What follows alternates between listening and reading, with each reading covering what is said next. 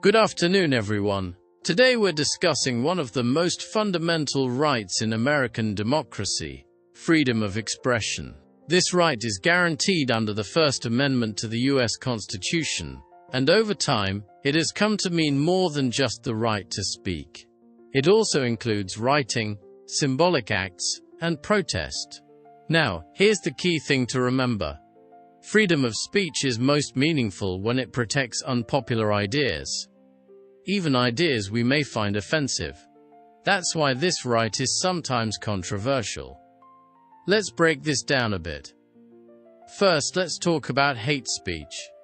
Hate speech refers to words that target people because of their race, religion, ethnicity, or other characteristics. And yes, in the United States, most forms of hate speech are actually protected under the First Amendment.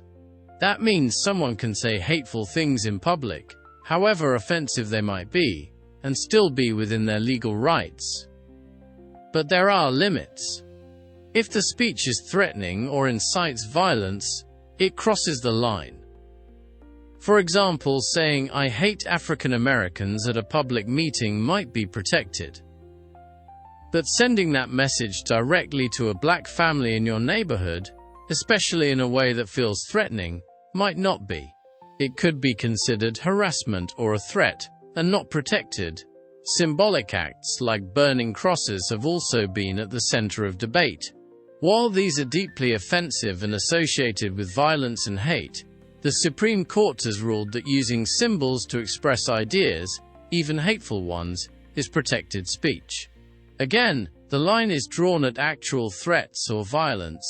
Another controversial form of expression is political protest. A good example is the Occupy movement from 2011 to 2012. Protesters camped out in public parks to protest economic inequality. This kind of protest is protected speech. But again, there are limits. You can't block streets, shut down businesses, or endanger public safety. That's why some protests were shut down by police, not because of what people were saying, but because of how they were saying it. A more extreme case is flag burning. For many Americans, burning the U.S. flag is deeply offensive. But the Supreme Court has ruled that it is a legal form of political expression.